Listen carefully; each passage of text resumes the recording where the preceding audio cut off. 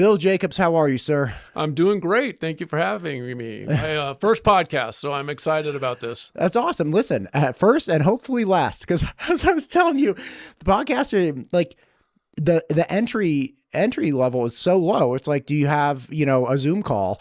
Right. A lot of times it's a sketchy thing. You never know. So again, I appreciate you taking the shot because again, I think most people have had, bad podcast experience. So me being a random guy, you coming on, taking a chance. Well, it'd be my first one. I'm expecting it to be great. And so as I mentioned to you before, I'd love to interview you on how you got this whole thing started and how you run it, because it's a pretty cool setup you have. Yeah. Well, after the campaign, you're welcome to, absolutely welcome. All right. We'll pour some more black coffee in. Exactly. And I'll interview you. Oh you my you gosh. can tell everybody your story. You can sit here with the Godzilla head behind you. I'll sit in the blue. It'll be fantastic. All right. We'll trade spots. Okay. Yes. So look, you're running for mayor of Garden City, correct? I am, yes. All right. Fantastic. Why are you running? Well, I kind of give people a twofold answer. One is, Garden City's in a great place. It's done really well. Mayor Evans has done a fantastic job, and I think the residents of Garden City and even those on the outside would attest to that. And so I'm deeply committed, to the city. The residents are deeply committed. We have a great group of volunteers. I have my experience on Garden City Council has been very positive, and so I really want to continue that service. I really have enjoyed my time on council. And so I want to have that commit to the city because it's going to go through a lot of challenges. It's going to go through a lot of rapid change, and you need someone who has, experience with strategy and then executing to that. And so that's really, I really want to continue the service to the city. If I may ask, how long have you been on council? So 4 years. Gotcha. And so Mayor Evans was elected to his last term, and I was elected to my first term on the same day. And so the second part is to be the mayor, you have to have, I think, being on council is giving me the experience of understanding how the city works, right? And so I understand the priorities and the expectations of the residents and the businesses. I have a deep appreciation for the people who protect the city and the people who run it every day. The city council we have is fantastic. It's very strong. I have a good relationship with them, of course, because I've served on council. And so having a knowledge of the city, I think, is very important. And so there's really nothing about Garden City that I can't speak to or understand, having served it for these last 4 years. And so I couple that with my business experience, very strong. I've owned companies. I just retired from Far West Landscape and Garden Center. Where I was the general manager there. I've been in the tech industry as a global manager for Hewlett Packard. And so I understand how to develop, strategies and visions. And more importantly, I know how to execute to that. And really the role of the mayor is 20% developing the strategy and steering, and being in the crow's nest. And then the other 80% is actually being the captain of the ship and running the crew so that the passengers, in this case, the residents, maintain their quality of life. And we're changing and we're growing. And so you need to have a vision to do that while maintaining the quality of life of the residents. And so I have both, the business background and the city experience. And so I think I'll be ready to serve on day one. I don't have to learn how the city operates. And I think that's very important. And Mayor Evans has endorsed me and really encouraged me to run. And so, that's really what motivates me to run. I've recently retired, so I'm fully dedicated to this role. If I may ask, Garden City is, I had a councilwoman, Jorgensen on, yes. And she was saying, like, look, Garden City used to be rough. Like in the 70s and 80s, she was saying that her dad, wouldn't even let him go down to Garden City with just the mom. It's like the dad had to be there. So Garden City is really on a positive trajectory if you consider where it is today versus where it has been. How do you keep that positive trajectory going while maintaining the quality that Garden City has now with housing attainability and lifestyle? Like, how do you keep that going in a positive direction? Well, one, I think, yes, we are a destination city, and we've become that, right? We've been written up by magazines and things like that as Garden City is a place to be. So how do we maintain that? So part of it is having the vision of what do we need to keep that going. So Garden City needs growth. It needs growth in the right places. You mentioned attainable housing, and we can talk about that in more detail. So it starts with a comprehensive plan. And so we had an award-winning comprehensive plan in 2006. We updated it in 2019, and you want to update those every 5 to 10 years, and so it's time, right? The city has grown, the area has grown. What do we want our city to look like? And so that's an engagement of the community, engagement of the council, engagement of the staff of what we want that to look like, and then your code follows that. And to be vibrant and continue to grow and be that, we need attainable housing. We need a variety of housing so that Garden City is very livable. We need to have a variety of businesses that will then serve that community. More importantly, you have to have infrastructure because growth and infrastructure come hand in hand. You can't have one without the other. And we've got areas of the city where we need some infrastructure improvements before that vision of attainable housing or businesses going into certain parts of the city. We have to upgrade the infrastructure. It can't happen. And so that's part of the vision is like, okay, what do we want to be? Right. We have to have growth. I've heard everybody say we're landlocked. The only available land we really have potentially to us in the future, if we annex it, is 150 acres west of the city and potentially the fairgrounds. So you need density, but what's the balance between density and height? What type of housing do we want? Does our code align with that? Do we have multi-use opportunities for businesses? And so that's kind of the vision and the comp plan part of it. And then you have to execute to it, right? So a plan without execution is really nothing. And so that's where I bring my experience of being on council, understanding how to execute. We put all of that in place. Okay. Thank you for all of that. Let's focus on 3. Yes. Housing, attainable housing, right? Variety, however it is. Businesses serving the population and infrastructure upgrade. These are 3 big things that you mentioned there. Yep. Start with housing. Like, how do we solve the housing problem of increasing housing so that as the population grows, housing can still maintain affordability without, falling into one type of housing product or another type of housing product, without, falling into only renters and not homeowners, like, how do we solve this whole balance? Yeah, well, let's start with housing attainability. And I brought something for you actually on this speak because I've heard you speak about this with other people. And so I think this is a good demo. So to have a livable city, you need to have a variety of housing. And so what does that look like? Most cities have single family housing or they have big apartment multiplexes, right? But for a variety of housing, you have to have that middle housing that you can see there. And so that includes duplexes and triplexes and bungalow courtyards, which we have in Garden City through our NeighborWorks projects. And so you need to have a variety of housing types. You can't have just one or the other. So if you want a livable city, you want to have it attainable for everybody, you have to have multiple products, right? You can't have one or the other, right? You need to have a stretch. And so that's where I've talked with housing advocates, and they actually gave me this and say, this is how we make the city more livable. We bring in businesses to serve these people, and then we have to have the infrastructure to support it. So we're first talking about housing availability. So does your code align with that? And currently our code allows for multiple types of housing, but it's just difficult in today's market to make these developments pencil. Right. So you have to have the right type of developer who's willing to build something and hold it for a really long period of time. If a developer is trying to come in and build something and turn a quick profit, move on to the next project, with land prices and material costs and labor, it's very difficult to do. And so most of the projects you see are market rate. And so, how do we engage those developers? And I can only think of a couple of them that are here in town that specialize in this type of housing or are developers that will build and hold it for a long term so that they can recoup their investment over years. And so that those are conversations you have to have. And does your code align with this? Gotcha. So it sounds like you're saying, look, if you want to build a bunch of duplexes or triplexes or 4 units or something, there is code that allows for that type of thing. Yes. But the problem that you'll run into is that the cost of all of that becomes prohibitive and then removes that attainability portion of it when you bring that to market at market rate. Correct. Because again, the developers have to make money. Absolutely. Nobody can exist in a business losing money for any period of time. Correct. So the developers have to make money, and that negates the value or some of the value that you would have had with building that multi-unit property. Yeah. It just makes it hard. And you're seeing every city in the valley is having a hard time getting attainable housing built, right? They're not going up everywhere because it's just hard for these developers to make money. But we have to make it as easy as possible and bring in the developers that specialize in that and just say, hey, we've adopted our code. We've streamlined our code. This is what we can do.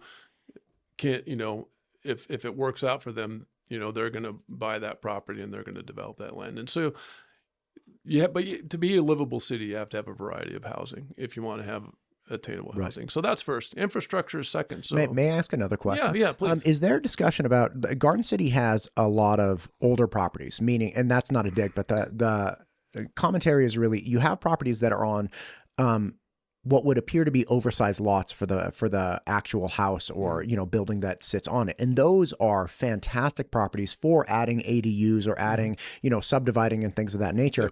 A lot of that stuff comes down to the actual property owner, though. If they're like, hey man, like, what if we slap like a 700 square foot place right over there, and we'll have the cost paid off in 6 or 7 years if we rent it, and then we'll have it for your mom because your mom's getting older, and then we'll have a spot she can come live in, things of that nature. That incentivizing those types of things for people to look inward is something that some municipalities have really done to say like, hey, let's spur interest in the general populace, because although we only have a couple builders that are interested in building this type of stuff, if we got 100 individual residents, then those individual residents could have a streamlined process or some kind of incentivization to do this, and then they could engage in it on their own. We don't have to rely on the 2 builders. We can rely on an average builder, but with motivated, 100 different private residents. Right. And that's a great point, right? And so that goes back to your code. And so in this session of council, we've upgraded our ADU code. So that is possible, right? You have to, so if you look at our code, there is an ADU code. So if you had that lot and you could apply, and we've had some applications for ADUs here in the city. And so then how do you, so your code allows it. We've just passed that. We have an ADU code. So then it's encouraging that. I think one thing that the city can do from an engagement of the community is do all the homeowners that have that type of particular parcel know that we have that code in place, right? And so then it's a communication plan. Yeah. So, I think our communication now, we're very transparent. You can find out anything about the city. All of our selecteds are very accessible. So is the staff, but it's very much, you come to us, I think. And so one of my platforms is community engagement. And what specifically does that look like? Well, we need to be able to go out to the community more. We need to have some, either newsletters. I'd like to do periodic neighborhood meetings where, council meets with a particular neighborhood. Did you know that we have this code, or what are your questions and how can we help you? Open forums where people can come and we can educate and we can get feedback from the community. And so I think we need to have a lot more push communication. And so that's one of the things that I'm really going to, if I'm elected, is really get on that path to push our communication to the city, engage with them, versus I think currently we're kind of letting them come to us. Gotcha. So be more proactive in the education and, hey, everybody, did you know you can do this? And especially with the ADU code. And again, I'm not familiar with what you guys put into place, but I have seen people put in essentially fast-tracked ADU applications and reviews. So the homeowners, it's like, okay, you're not looking at 2 years of review or your review. It's like, no. There was also a municipality that I saw that actually presented, they had like 5 or 6 different kind of pre-set up designs where people are like, you could put this in your backyard. We actually have the plans. We can fast track the approval. That's a great idea. Thank you very much. Yeah.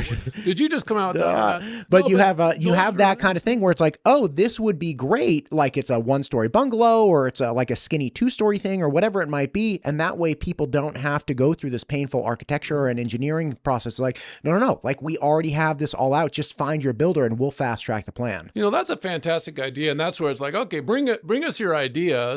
What can we do? A lot of the ADU approvals now are at the staff level, so they don't really need to come to council if you're following the code. It's like, okay, it's done. But those are great ideas, and that's where, when you're developing your comprehensive plan or you're developing your code is, how do we get people to engage with us? It's like, we want all good ideas, whether you're a developer or a citizen or a business, and let's see what's tangible and attainable, and let's put it into practice. So that's a great idea. You know what you should do?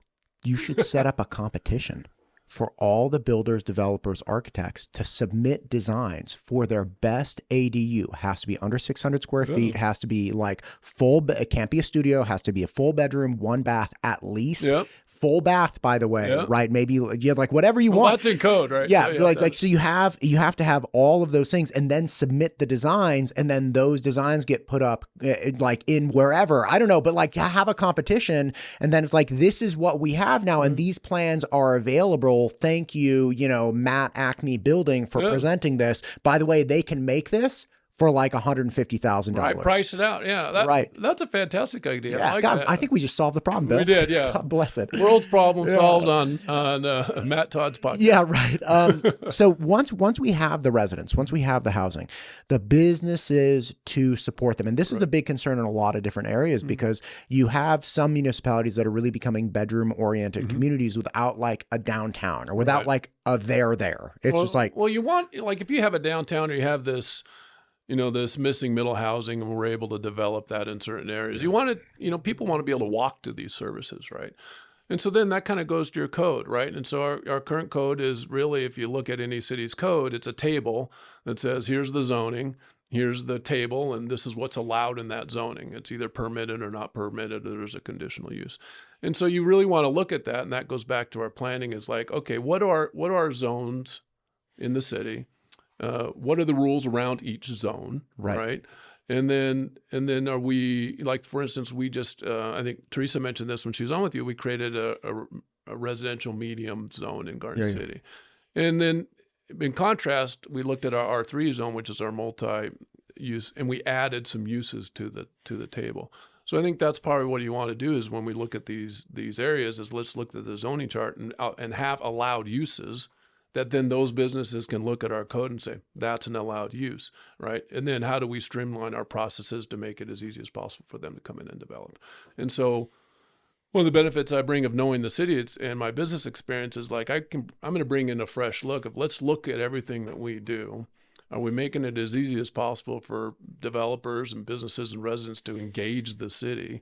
And then if not, boy, we need it shouldn't take 2 years to to develop something. How can we cut that way down? And are there areas of the code that are we over-regulated, for example? And we just need to take a fresh look at that. But it's not just the mayor that does all this work, right? Right. The mayor doesn't have a vote, right? And so, but the mayor steers that ship and has the plan and kind of sets that strategy of what we want to do.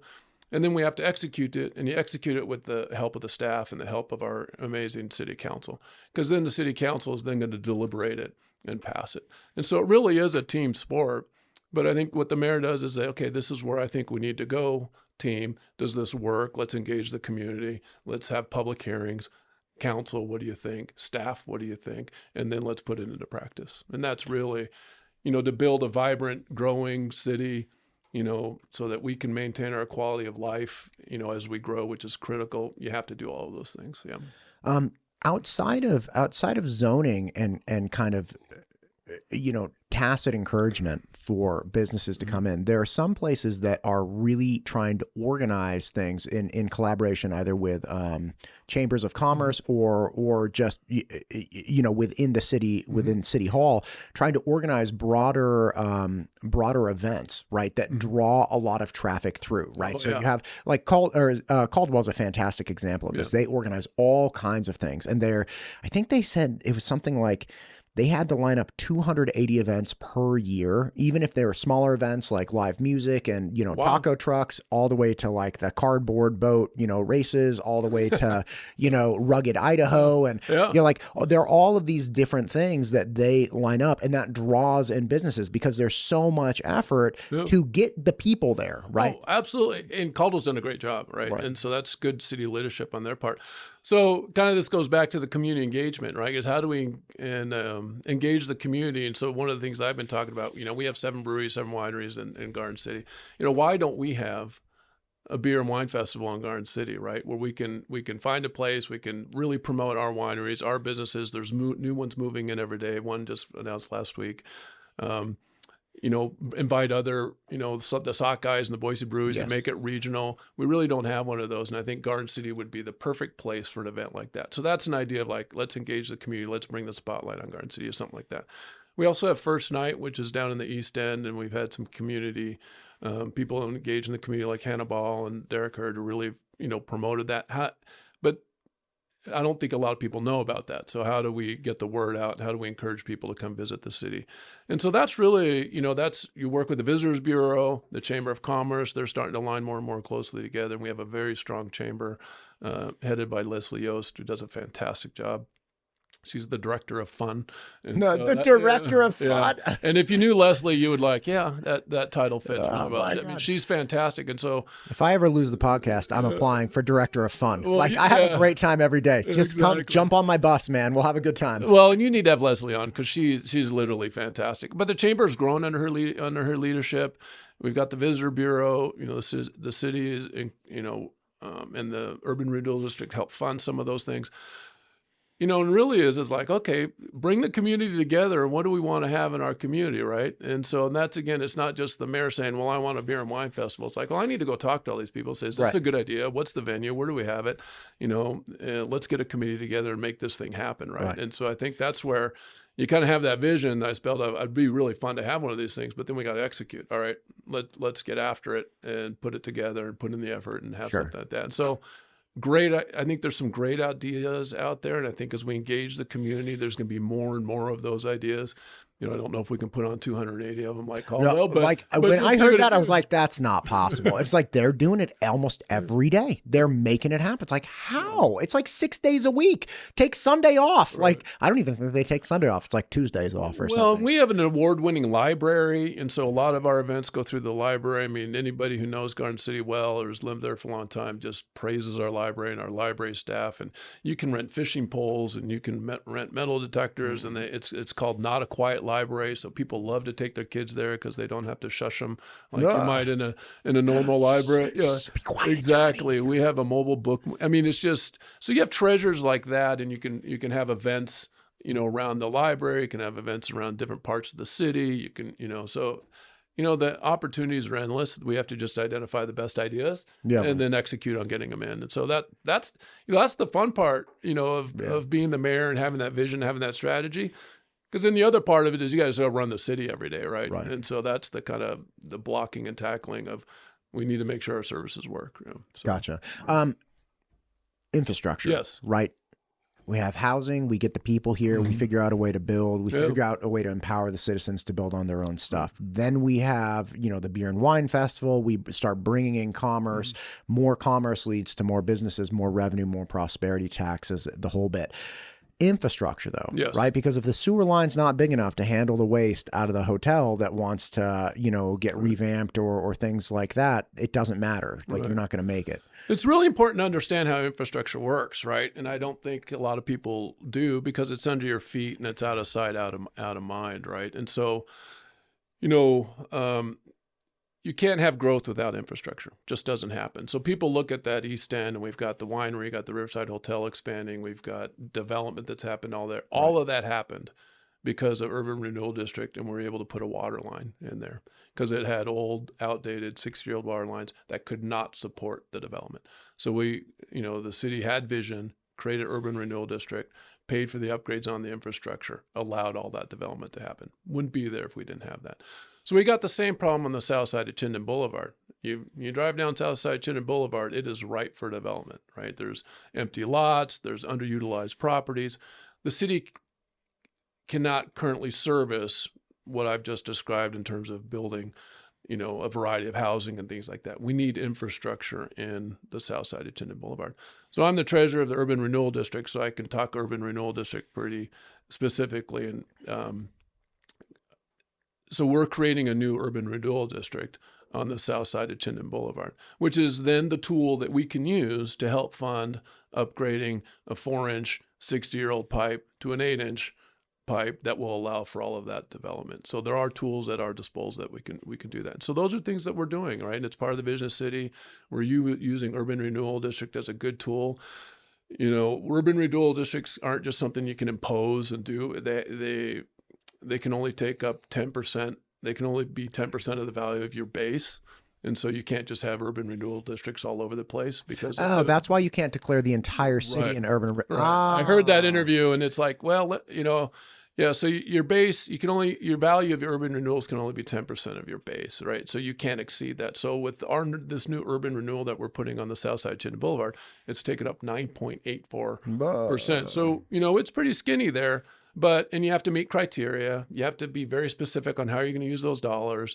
It's not just, the legislature has mandated that you be specific of how you're using those urban renewal dollars. Can't be more than 10% of the base value. Yeah. So hey, we need to improve our infrastructure because we need to grow. We want this type of development. We want these businesses. We want a vibrant city. We need to develop areas that need infrastructure. This is a great tool to use it. And so that we're marching on that. Hope to have it approved by the end of the year. Outside of urban renewal districts, which is, again, that's where you take a designated area of your city, and then you essentially the urban renewal draw on that is the increasing of tax base in that area as time goes on. As the values go up. Yes. As the values go up. So the idea is that slowly the taxation pools together, the increase of say the original taxes were like $1,000. As it goes to like $1,100 and $1,200, that delta of 100 or 200 goes into an account somewhere. And then that money is used to reinvest into that specific area. That reinvestment spurs more growth, it spurs prosperity, which jacks up, which accelerates the increase of taxes, tax benefiting. Because again, the property values are going up. And then eventually the urban renewal district disappears and you went from, let's say, $1,000 in value to $2,000 in value. And now instead of having that 1,000 going into that delta going into a savings account, it now goes back to the city. So you've hyper-focused tax values for improving infrastructure and essentially seeding a better like fertile earth that businesses and infrastructure can get put into. Yeah, you did a great job of describing it. I mean, that's how it works.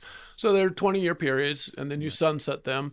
The urban renewal district that we have in the East End, we've got about $5 million in projects in the next 2 years, right? And so eventually we're gonna if we finish all the projects before the end of the sunset period, which is in 2032, we can relinquish that urban renewal district, get that incremental tax dollars back to the city, and then it frees up a base, right? Gotcha. And we might be able to create an urban renewal district somewhere else where we might need some infrastructure help. Sure. But the city is in pretty good position infrastructure-wise, except for kind of that south side of the Chittenden Boulevard. Gotcha. And so we're really well. And then you use your code for sidewalks and landscaping and all those type of things. So as development happens, those are things that we require, and because those aren't things that ACHD is going to give us, or ITD for that matter. And so developers need to help us in putting in sidewalks, putting in landscaping in particular.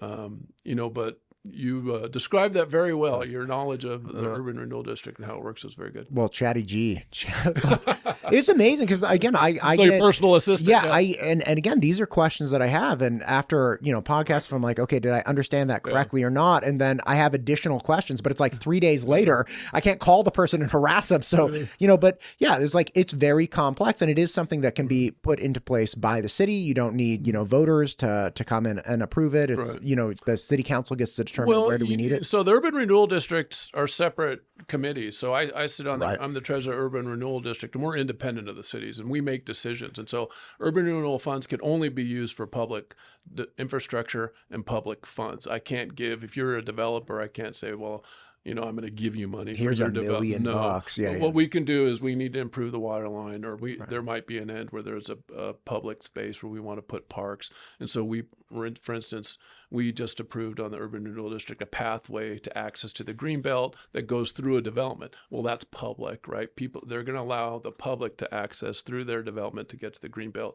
We helped fund that. So that's an example of a public project on kind of private property, but the stipulation is it's open to the public. Right. So yeah, I mean, they're a great tool, and my hope is that the legislature just kind of leaves that alone, and because it's a huge development tool that all cities have. And I think if you were to talk to any mayor or any city council of any city in Idaho, they'd say, please just let us use these tools at our disposal, because otherwise cities can't afford the infrastructure. It's so expensive without urban renewal type tools. So when you talk about cities not being able to afford things, infrastructure is one piece, but then there's also the soft cost of salaries associated with services throughout the city. Absolutely. Right? specifically law enforcement and fire are two really big things that people have been having issues with. Yes. You guys obviously run your police department. Are you a fire district, or is we are not? Yeah, okay, we're a fire district. Garden City has its own police department. It does not have its own fire department. Talk to me about funding both of these things. Okay. Let's start with police. Yeah, so the police is the biggest part of your budget. And we have an incredible police department. I would argue it's probably the best in the Valley. We have the fastest response times in the Valley.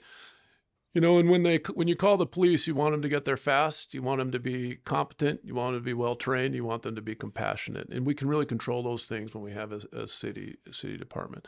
But they are challenged, obviously, funding wise. And so we work very closely with the chief. You can manage that budget. You have to have operation. You have to pay for your salaries, and you have an operational cost. The operational cost of our police department hasn't really changed much. Over the years, it's fairly flat. The salaries and things like that are the biggest, and benefits are the biggest portion of that budget line item. And you have to remain competitive, with the surrounding cities, or you're going to lose officers. And you have to have a really great culture, and you have to have a really good chief.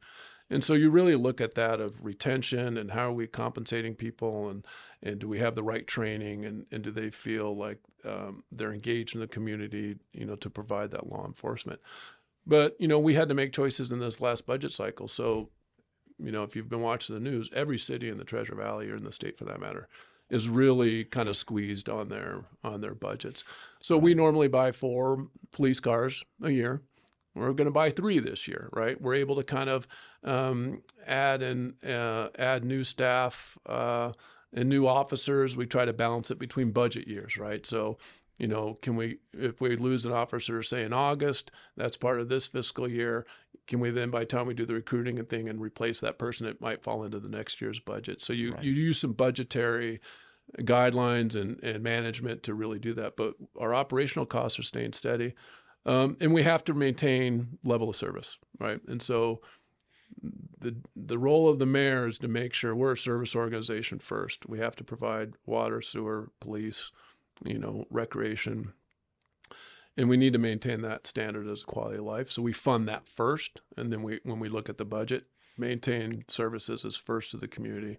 And then we look at the budget for all those other things. And so, but you have to make trade-offs. We're having fewer police cars. We went out to the community. We had someone donate 2 motorcycles, to the police department. So that's, $50,000 plus that we didn't have to spend on new motorcycles. This private donor was very gracious to donate. He saw the importance of law enforcement, and he donated those motorcycles. You want to seek those type of things out. They don't come around a lot. Not everybody can afford to give the police department a car or a motorcycle, but we just have people who love the city, and so it's been just overwhelming to see the commitment of not only the residents but law enforcement, and it's just been an honor to serve the city. And so, kind of go back to my original statement of why I run for mayor. It's like, man, I'm committed. I want to serve. Bill, we've talked about a lot of things. Yeah. Quite a few. What are we missing, or are we missing anything? Well, I think, kind of just in closing, I think it's important that, and you and I talked about this when we first came in, is like, people can talk in buzzwords. Well, I want smart growth. I want fiscal responsibility. I want infrastructure. Or I want community engagement. So, on my website, which is electbilljacobs.com. So for me, it's like, okay, what does smart growth mean in detail, right? And I can talk to that. What does community engagement mean? And I can talk to that. And we gave some specific examples. What does infrastructure mean, right? It's not just a buzzword, right? What does fiscal responsibility mean? You have to look at that budget line item by line item. You have to make some really hard trade-offs because, the sources of revenue for a city are pretty limited, right? So every question I get kind of falls into one of those boxes. But it's not just, well, I want smart growth. What does that mean? Well, we need to have a comp plan. We need to have code to follow it. And so I think having someone with my experience, right, who been on city council, knows how every one of those quadrants works, is why I'm running and why I've been endorsed by the mayor and other city leaders. And so I think, there's this sense of urgency that we need to have because growth is coming and we need to facilitate that, and it's going to change the city. And how do I maintain your quality of life if you're a Garden City resident as we change? Because it can't go down, right? It needs to go up. And so, that's why I'm excited to run. I can talk about Garden City all day long. We could be here all day if you want to talk about stuff, but I'm sure you have other guests. But, it's a really fun period, for Garden City. We're a destination city. People love to come here. We have an Airbnb next to us next door. And I ask him, why are you renting here? Right. He goes, you're close to the Greenbelt. I can ride my bike to the East End. I can go to Eagle if I want on the Greenbelt. It's just so central. We are in the center of the valley. It is a great place to live. I'm close to everything if I live in Garden City. And so we just want to keep preserving that way of life. And so, how fun, right, to be in that position versus 30 years ago when Mayor Evans, or 20 years ago when Mayor Evans took over the city. It was garbage city, right? It wasn't a great place to live. People didn't, you sure you want to move to Garden City? And now it's like, how do I get into Garden City, right? I really want to live there. And that's through his leadership. And so my goal is to, he and I are different men, but I think our priorities and making Garden City great are the same. And so I'm excited to hopefully take the baton from him and move us forward. So that's awesome. Yeah, it's exciting. Awesome. Yeah, I'm excited for Garden City. Get educated on things like this, on housing. What does it mean, right? Attainable housing is this big word. Well, this is what it means, right? Yeah. And so how do we do this, right? And bring in community partners who know these type of things, and developers who know these type of things, and residents who, we want to give them a voice on how we develop the city. And so that's critical. Make that competition for the ADU designs. That's what you do. I'm going to do it. I kind of like that, but that's a great idea, right? And then how do we benchmark ourselves against other cities? I had when I'm knocking, I've said I knock on every door in Garden City during the campaign, and I learn things like this because I get ideas. He said, what are some of our benchmarks? And we talked about it, but it's like, well, we probably need to expand our list of, what we benchmark against, not only internally, but externally. And we, the goal is never, we're not a city that just stays flat, and, we're always looking ahead. We're always got this vision. And so, I'm really excited for Garden City. It's going to be a happening place here. Yeah, I want to spend a little bit more time there. I actually enjoy beer, but I can't drink it because I've developed a gluten We got allergy. wine, man. No, I know. I can't and do you the can go to wine. Barney. You got bourbon, right? I get a headache if I drink the red. Actually, Moya from the Wine Council is. First time I realized that Garden City has a bunch of wineries and cool spots. She takes her kids, ciders, the whole and they got. Dude, get out of here with the ciders. It's I can't. It's so sweet. I can't. It's fine. My point is that I'm going through I'm going to work with this doctor, Dr. Peter Abram in Boise, and I want to drink Garden City beer. I want to drink Garden City beer. This is 100% it. I told him, I was like, listen, man, I would kill if I could have an IPA again. I haven't had a good IPA. I've had some of the gluten-free IPAs. It's fine, but I want a legit IPA tasting day. Anyway, so get that figured out. Get it, and then I'm coming to Garden City, and we'll get an Uber or we'll walk. And I will take you personally to every brewery in Garden City because we've got some great ones. And we got Burt's, if you haven't been there, fantastic brewery. Young couple is running that. Robert and Sydney doing a fantastic job. They're on 34th and Brown Street. You got Bavarian. You got Belmont. We will do the ranch pub crawl through Garden City. We'll invite everybody. We'll be taking pictures along. We'll live stream from the 8 different breweries we go to. We'll live stream from each of them. It'll be fantastic. We'll put a map together. You mentioned community events. I'll write that down. Oh my God, the ranch crawl. The ranch crawl. We've got first night. We've got all these things. All right. Oh my God, that would be so fantastic. Yeah, Okay, I've got great ideas so far. Yeah, this is a great podcast. This is like an incubator. No wonder why people love to come on your podcast. They come away with great ideas. I appreciate that. Well, Bill, thank you for what you're doing. Thank you for running a campaign and serving the community. Well, thank you for having me. I mean, I said I love to talk about Garden City and Idaho in general, and I hope to have you. I hope I'm successful and earn the honor of winning people's vote in November, and I'd love to come back and give you an update on just what we're doing to advance the city because, it's changing. We got great opportunities. I really hope to have the opportunity to lead that. So, yeah, thank for sure. you. We'll do it again. Thank you, sir. Thank Appreciate you so it. much.